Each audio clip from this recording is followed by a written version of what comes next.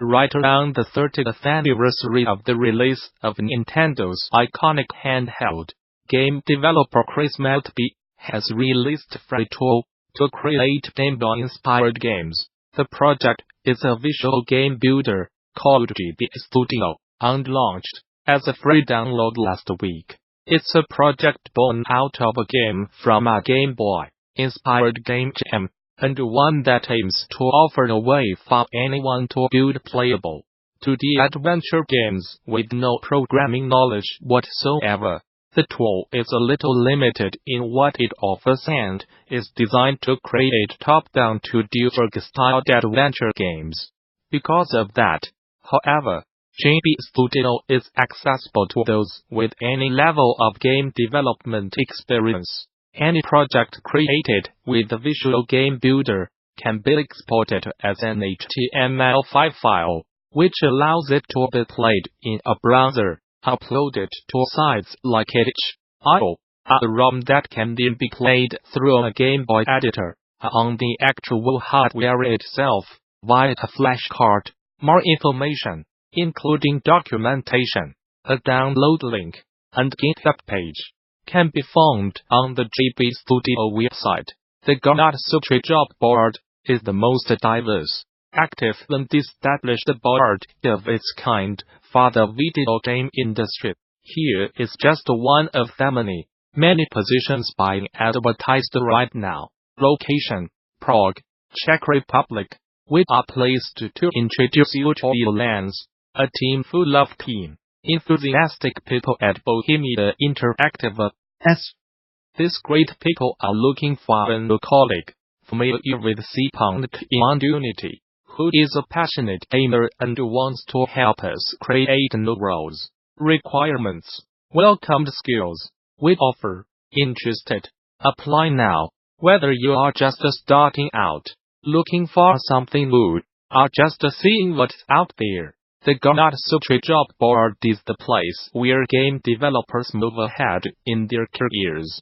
Gamasutra's job board is the most diverse, most active, and most established board of its kind in the video game industry, serving companies of all sizes, from indie to AAA. Looking for a new job?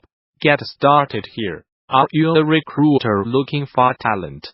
Post jobs here. The Federal Trade Commission will begin digging into the issue of loot boxes by hosting a public workshop on the subject later this year. As reported by Variety, FTC Chairman Joseph Simons detailed the plan in a letter to Senator Mehdi Hasan, who back in November 2018 called on the organization to investigate the controversial monetization technique. I think it is time for the FTC to investigate these mechanisms to ensure children are being adequately protected, and to educate parents about potential addiction or other negative impacts of these games, she commented at the time. In his response, Simons explained he shares Hasan's concerns, but could not go into specifics when discussing any non-public law enforcement efforts.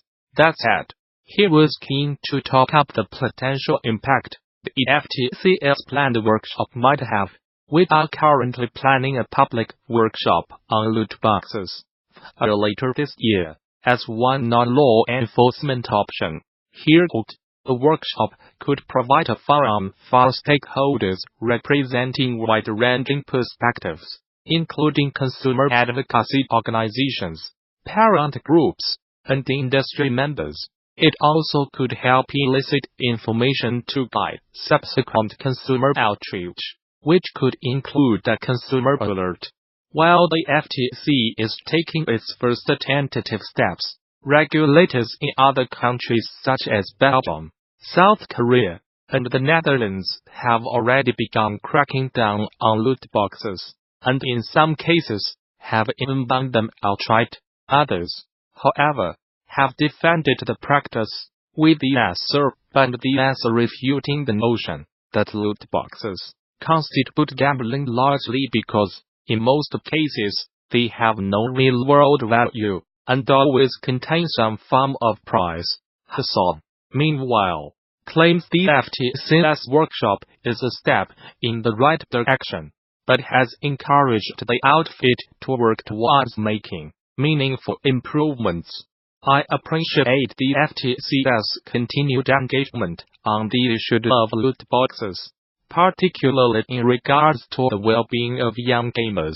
She old variety, a public workshop on loot boxes, is a step in the right direction, and I encourage the FTC to continue working with consumer advocates, parents, gamers, and industry members to ensure that meaningful improvements are made to increase transparency and consumer protections around loot boxes. While there are no hard set rules to abide by in the world of game development, there are certainly a few unspoken norms to follow when making sure a game is playable and hopefully enjoyable, outside of making sure their games can run. What are some game development rules developers actually live by? Richard Rouse III, developer behind the upcoming game The Church in the Darkness, sought to answer that question and prompted his fellow game makers. What's their personal rule of thumb when it comes to game dev? Warren Spector, best known for The Sims, chimed in first, noting that devs should never judge the player.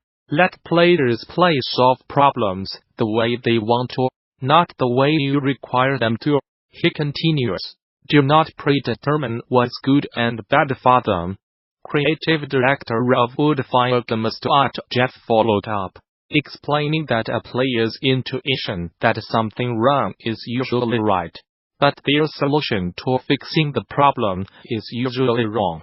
The player's feeling that something is wrong is always correct, but their solution to fix the problem rarely is. Palladio Silos of Techreal work said that no matter how detailed designs are, at a mechanical level, they will almost never work in practice. Iteration is key. Not a single design, mechanical level, will ever work straight from the paper phase, no matter how much it is detailed. Allocate time to iterate. The more the better it eventually will become. Oh, and do not forget to iterate again. Design director at Crystal Dynamics, Will Kerslake, offered a few of his personal rules, ranging from tuning variables to setting up but encouraged other devs to keep track of why certain things were cut from a game. Keep notes of why you cut things. Some number of months in the future it'll sound like a good idea again. Make sure the reason you cut it in the first place is not still valid. Other helpful rules were offered in the Twitter thread as well, like paying close attention to playtesters and knowing what constraints there are, whether technical, financial, etc., before prototyping. Interested developers can check out the entire thread here. To read through all the responses, it's well worth taking a quick look. Microsoft is reportedly planning to announce its long-rumored line of next-generation video game consoles at E3 this year. That's according to a report from the French video game site, Jeuxvideo, that says that Microsoft is going to unveil two systems. The previously leaked Lockhart and Anaconda consoles that aim to usher in the next console generation. The rumored Scarlet line itself was leaked last summer in a report that said Microsoft's next console generation would be a family of devices rather than one lone system. Meanwhile, Jeuxvideo sources say that two consoles in that line, Lockhart and Anaconda, will be announced at E3 this year, keeping in line with an earlier report that said Microsoft was aiming for a 2020 launch. Specifications for both rumored systems leaked earlier this year, and, according to those, Lockhart is the lower-end console, with no disc tray, while Anaconda sits at the higher end of the power spectrum. The 2019 Game Developers Conference will feature an exhibition called GDCDEDICATEDTOGAMES that use alternative control schemes and interactions. Gamasutra will be talking to the developers of each of the games that have been selected for the showcase. Robot will have players moving a robot's body around so that they can explore its dreams, shifting its antennae, head, hands, and legs to meander its fleeting visions. Jack Ford, designer of Robot, spoke with Gamasutra about turning a full-sized robot into a controller. The feelings of empathy that can come from controlling another person's body within digital worlds, and how a unique controller can change the perception of what is possible with games. My name is Jack Ford, and I am the sole designer for Robot. I graduated with a degree in film from the University of Texas at Austin last May, but many of the classes I took for my major were actually game dev focused. My interest in game storytelling and narrative design took me to GD 2017. After a Twine game, Arrow got me an invite to Telltale's creative workshop that year. Since then, I have been working on personal creative projects and building my portfolio in the hopes of working in games professionally. A role I am as my biggest project so far.